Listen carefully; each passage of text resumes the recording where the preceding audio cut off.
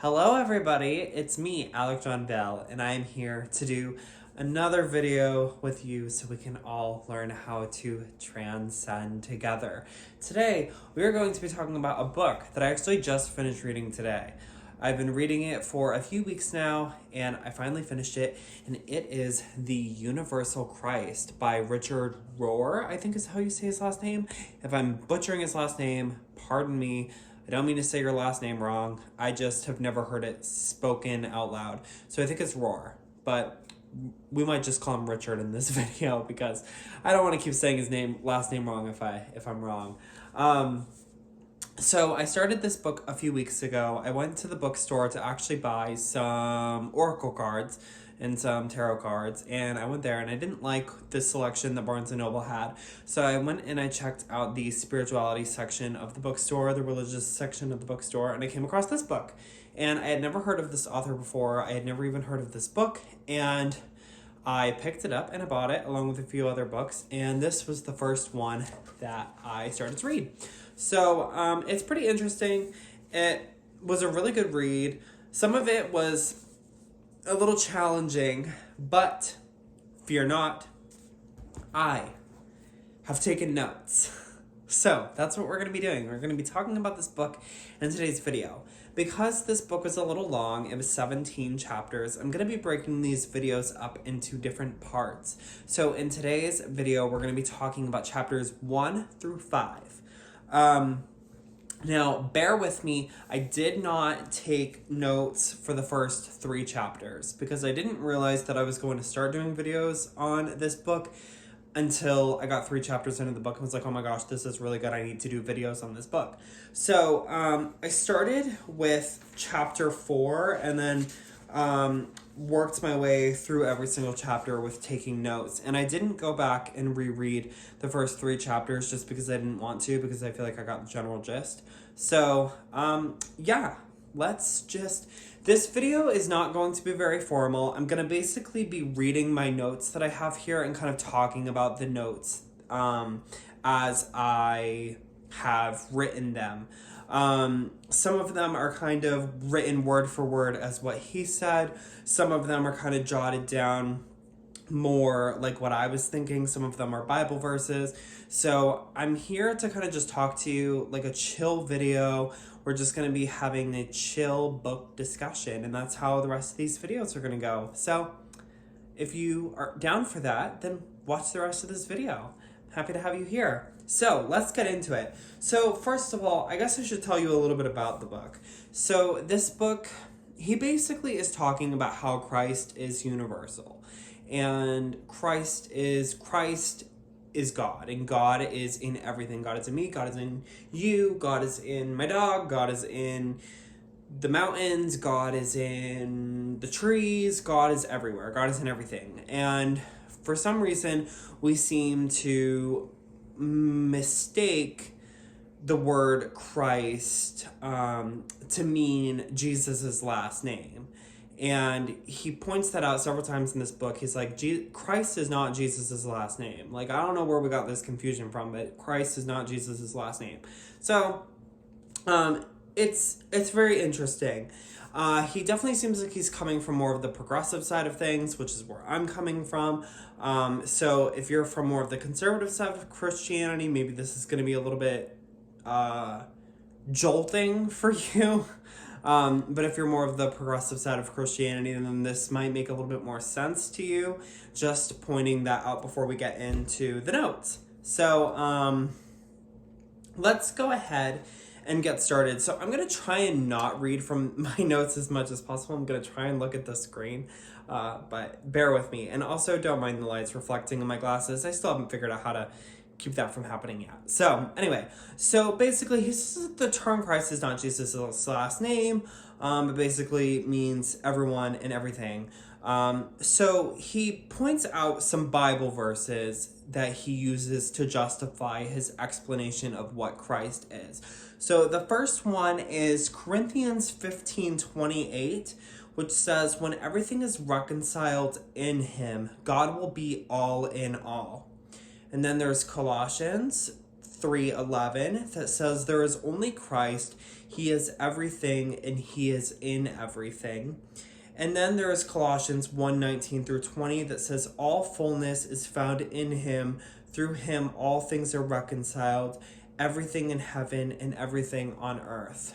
So he uses those as just a few examples as to where he's coming from. Now, I am no Bible expert. I haven't read the whole Bible front to back. Surprise! I feel like most Christians have not read the Bible front to back. Surprise! I know a lot of Christians that have like never picked up a Bible a day in their life except for when they're using it to justify their homophobia or their sexism or whatever the case may be. So for me, like, I've read all 4 of the Gospels, and I've also read some of Psalms. And I do plan on reading Romans probably next. And I also plan on reading Proverbs as well. And there's a few other books that I want to read as well. But I have read all 4 of the Gospels. So I'm not very familiar with these verses. So these were really interesting, which is why I wrote them down.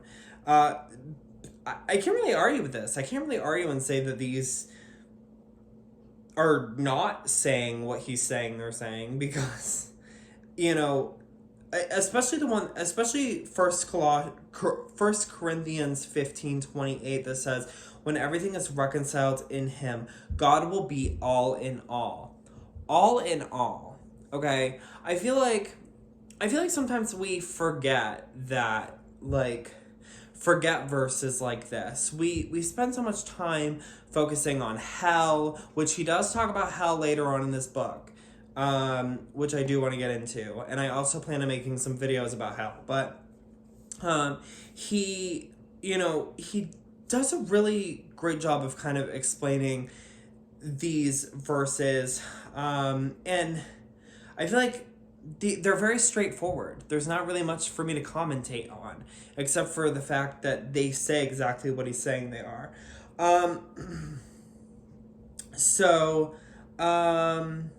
Let's see. So I also wrote down, so moving into chapter 4, I wrote 1 John 2:21. "It is not because you do not know the truth that I write to you, but because you know it already." And then I said in 1 John 3:2, John describes that we are already the children of God.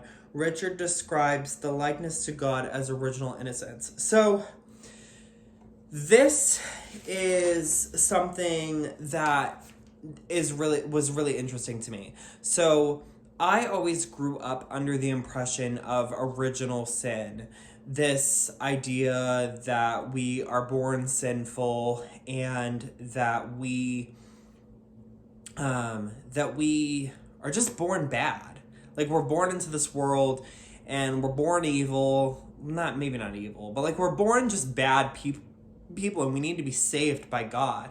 And I do think that we do need God, but so going back to the 1 John 2:21 verse, this says, "It is not because you do not know the truth that I write to you, but because you know it already." I feel like, just based on that verse alone, I feel like he's talking about this innate knowing that we have inside all of us, because then he goes in to talk about original innocence. And how we are all born innocent. We are all born with this innate knowing inside of us.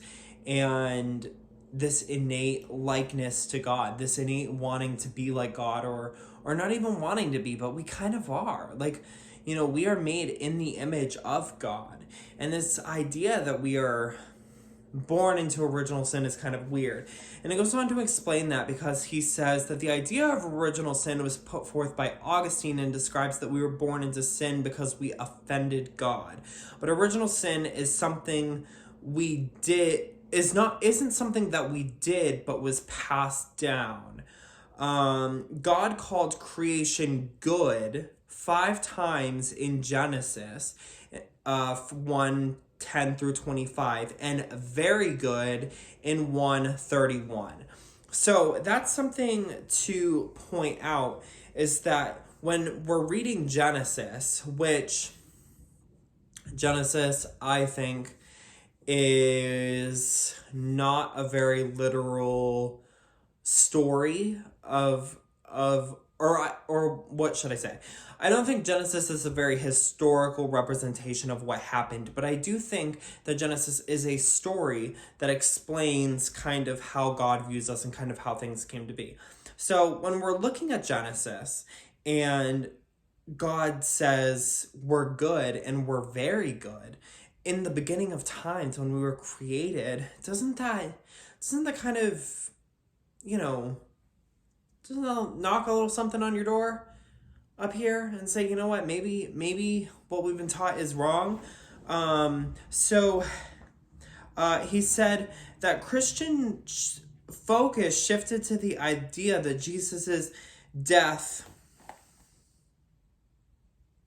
saved us, not his life and teachings. So this is something that was really, really interesting to me. So Richard talks in the book a lot about how Christian ideas talk so much about the death of Jesus. And we spend so much time focusing on the death and what his death means that we tend to overlook his life and his teachings and the things that he did while he was alive. He was alive for 30 plus years and he did so many good things. And it's like we forget, or not even, I don't even think half the time we forget. I think we just choose to ignore the fact that he did all of these good social justice kinds of things and tried to help people and was nice to people and he was loving to people and cared about people. But the only thing that we focus on is his death and that his death saved us.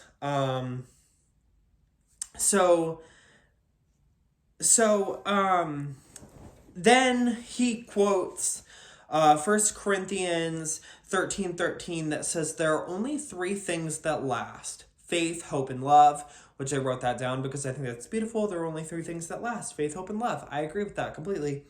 So he says that we find our original goodness when we can discover and own these three attitudes or virtues deeply planted within us.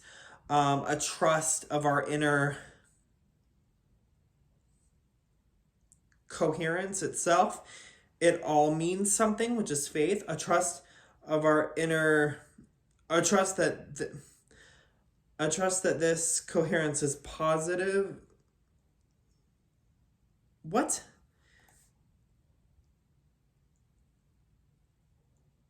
I don't even know what I wrote there. I don't even know, but basically, I don't even know what I wrote there. Yeah, I don't know what I wrote. I'm really confused. I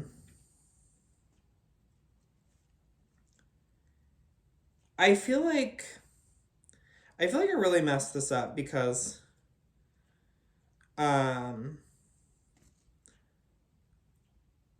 oh, okay, it is coherence. Okay, don't mind me. Okay, so I was like, this doesn't make any sense. Okay, so don't mind me. So he goes on to say that we can find our original goodness when we can discover and own these attitudes or virtues deeply planted within us. A trust in our inner coherence itself. It all means something, which is faith. A trust that this coherence is positive and going somewhere good, which is hope, and then a trust that this coherence includes me and even defines me, which is love. So I really love that. Sorry for the confusion there for a second. I was reading my own handwriting and I was like, what in the hell is going on? So anyway, so moving on to chapter 5. So he goes on to explain examples of love in the world: gravity, force field, electromagnetic fields, photosynthesis, ecosystems, atomic bonding, sexuality, human friendship, animal instinct, and evolution. These all have energy that is attracting things and being to one another. So he basically says that anything that is like pulling he explains it better in the book, but he basically says that anything that is attracted to one another and is being pulled toward each other is an act of love. So that's why he uses all of those examples. He says that love is a flow of energy willingly allowed and exchanged without requiring payment in return. Love that. He says that when Jesus healed people, he never took credit and instead said, "Your faith saved you. Now go in peace." Matthew 9:22, Mark 5:34, and Luke 8:48. He urges people to draw from implanted spirit. Now, this is a quote from, okay, I'm totally going to tell you this right now. I'm going to butcher this name. Pierre Teilhard de Chardin. He wrote The Divine Milieu? I don't know. I totally butchered all of that, so I apologize in advance. But I really liked this quote, so I wrote it down. It says, "God does not offer himself to our finite being as a thing all complete and ready to be embraced. For us, he is eternal discovery and growth. The more we think we understand him, the more he reveals himself as otherwise. The more we hold on to him, the further he withdraws, drawing us into the depths of himself." And I really, really like that because Richard then goes on to say, with God there is push and pull, but God only pulls away in moments with our best interest in mind. God creates the pullback of vacuum that only God can fill to see if we will trust him. And I want to end on that because I just want to say I find that to be so true. You know, I don't think there's any time in my life where God has ever completely left me. I don't think that God has ever fully vanished from my life. I think even in the darkest times of my life, God has always still been there. But I think there have been times where God has kind of taken a step back, similar to a parent, and said, you know what, I'm going to let you figure it out, because you need to figure out what you're doing right now. And he lets me. God lets me. And I use he as it's like I know God's not gender specific, but I use he in any of these videos. When I use he, I mean that in just a general kind of way. But, I feel like God last night revealed themselves to me as a woman. And I feel like that's okay. That's a different story though. But the point is, God comes and goes it is like a parent where it's like he's there when you're ready to call him, when you're having a crisis and you're like, oh my gosh, gotta whip out the phone and be like, ding, ding, ding, ding, ding. Okay, hello, I need help. I'm in trouble. I need you right now. And then he also will step back when you are like, you know what, I need space. I need to figure this out. I need to, whatever. He's not going to be forceful and be like, okay, whatever. He might give you signs. He might give you signs and put little things in your path to show you that he's still there. He might send you an angel here or an angel there or a sign here or a sign there or different things like that. But I really thought that was beautiful the way that he explained it in his book. Again, in this video, I'm not trying to summarize his book. I'm trying to do this more as a book discussion. And if you want to, please go check out this book. It's such a good book. Me talking about this in a video I'm only able to cover a small portion of what he talks about in this book.